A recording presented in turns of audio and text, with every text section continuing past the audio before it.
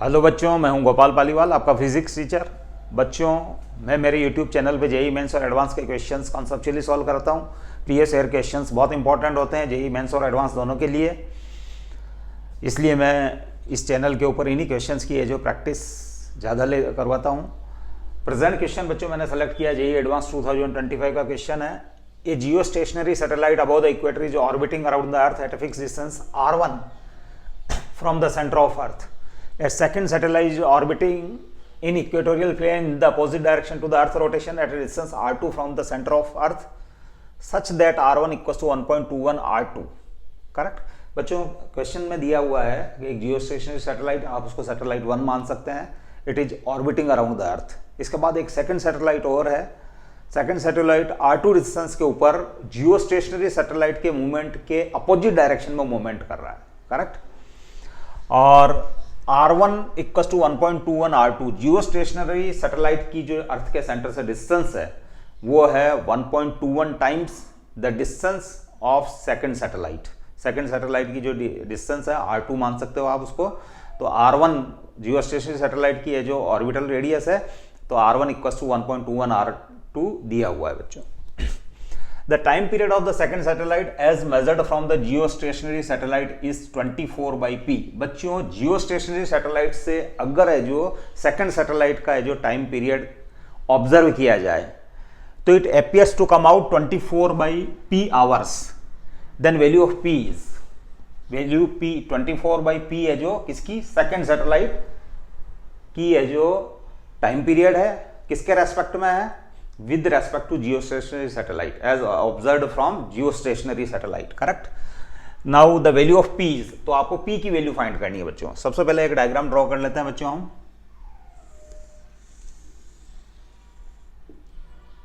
Late ये अर्थ है, अर्थ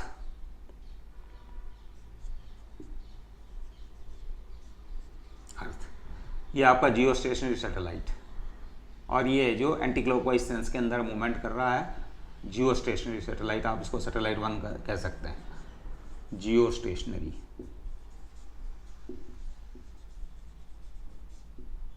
satellite, late आप इसको 1 कह सकते हैं। और सेकंड सैटेलाइट, इसकी रेडियस है बच्चों R1। एक सेकंड सैटेलाइट है बच्चों R2 रेडियस का, R2, और उसकी भी है जो वो भी अर्थ के अराउंड है जो मूवमेंट में है बच्चों, और उसकी रेडियस है R2, और वो इस डायरेक्शन में है जो ये इक्वेटोरियल प्लेन के अंदर मूवमेंट है। इक्वेटोरियल प्लेन जो होता है बच्चों अर्थ को 2 इक्वल पार्ट्स में डिवाइड कर देता है, northern hemisphere and southern hemisphere. Correct, तो ये इक्वेटोरियल प्लेन है। Geostationary satellites are always settled in equatorial plane. Correct, and 36,000 kilometre above nearly उनकी हाइट होती है बच्चों। हाँ, अब क्वेश्चन के अकॉर्डिंग है जो हमको फाइंड करना है time period of second satellite, इसका T21 that is 2 pi by omega 21। अब T21 क्या है, टाइम पीरियड ऑफ सैटेलाइट 2, ये सैटेलाइट 2 है बच्चों।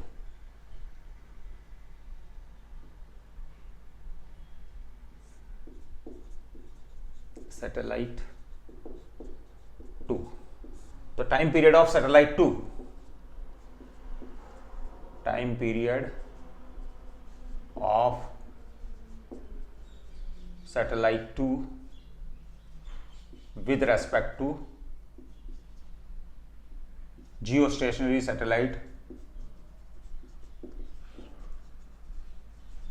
सैटेलाइट 1, और ओमेगा 21 है बच्चों angular speed,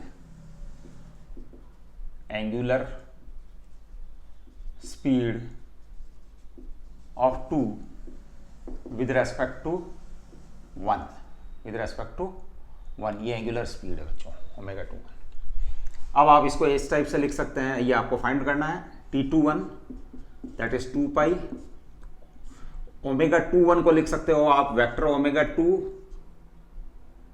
vector omega 2 minus vector omega आप ओमेगा 2 1 आप इस टाइप से फाइंड कर सकते हो, वेक्टर ओमेगा 2 1 वेक्टर लॉस से vector omega 2 minus vector omega 1। अब बच्चों ये हमको पता है कि ये इसकी ये जो एक्सिस है, इन सैटेलाइट्स की एक्सिस है ये बच्चों। तो एंटी क्लॉकवाइज सेंस में रोटेशन जब होता है तो आप इसको ये जो क्या कह सकते हो, पॉजिटिव मान सकते हो। तो इसकी ओमेगा 1 एंगुलर स्पीड है तो आप उसको पॉजिटिव ले सकते हो, vector omega 1 that is plus omega 1 plus omega 1।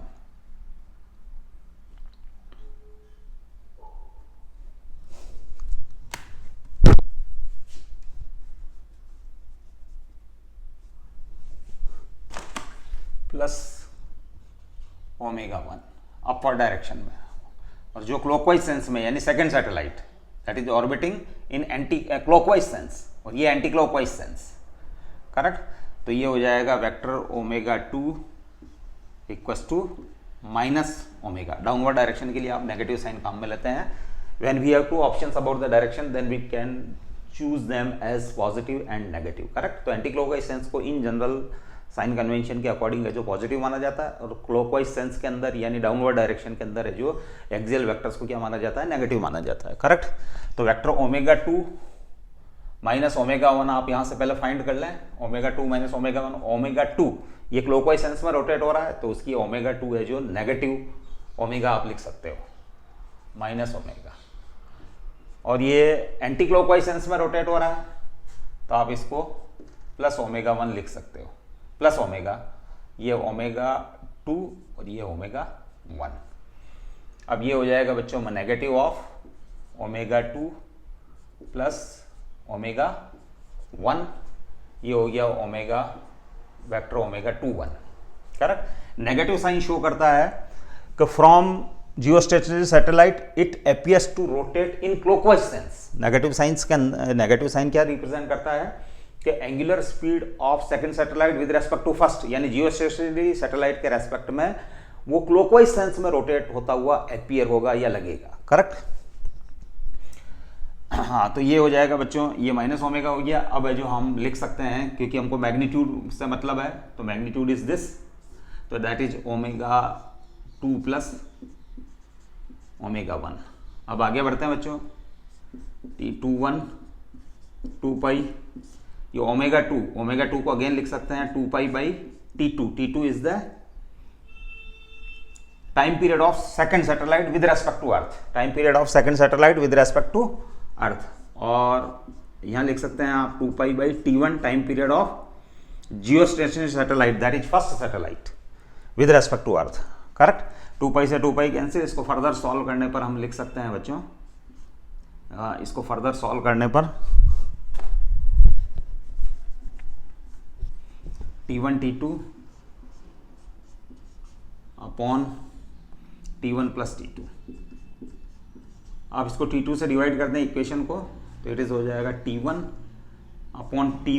Upon T2 plus 1।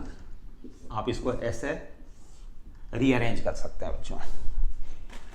अब T1 तो बच्चों टाइम जियोस्टेशनरी सैटेलाइट है, geostationary satellite appears to rest with respect to earth, यानी उसका टाइम पीरियड भी 24 आवर्स होता है, किसका, जियोस्टेशनरी सैटेलाइट का।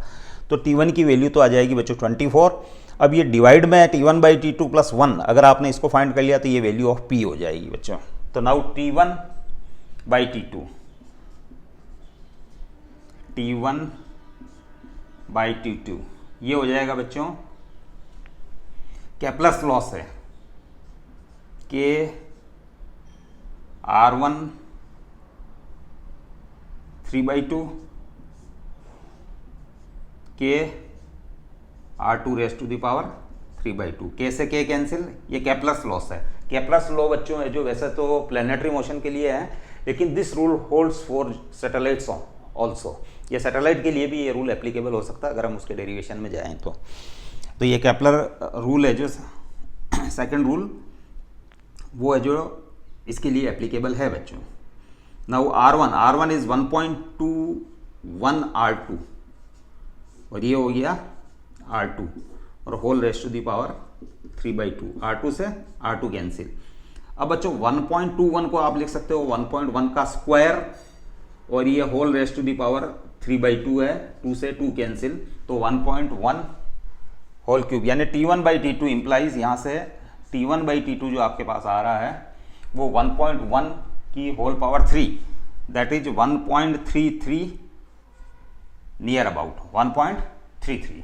अब ये वैल्यू आप है जो यहाँ पुट कर दीजिए, तो ये हो जाएगा बच्चों T21 इक्वल्स टू T1 की वैल्यू है जो बच्चों जियो स्टेशनरी सैटेलाइट के लिए ये नियरली 24 आवर्स होती है, करेक्ट।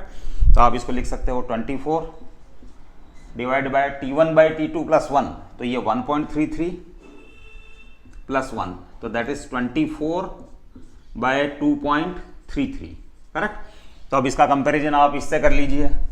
T21 ये दिया हुआ है बच्चों 24/P, तो कंपेयर करने पर P की वैल्यू कितनी आती है 2.33 आती है। आप इसको कंपेयर कर लीजिए, time period of second satellite with respect to geostationary satellite, that is 24/P, और हमने जो फाइंड किया है 24 डिवाइडेड बाय 2.33 इम्प्लाइज P जो है आपके लिए वो है 2.33, करेक्ट। तो बच्चों I hope you have learn this question properly. हम अगले क्वेश्चन के साथ फिर मिलते हैं। Stay blessed till then, thank you.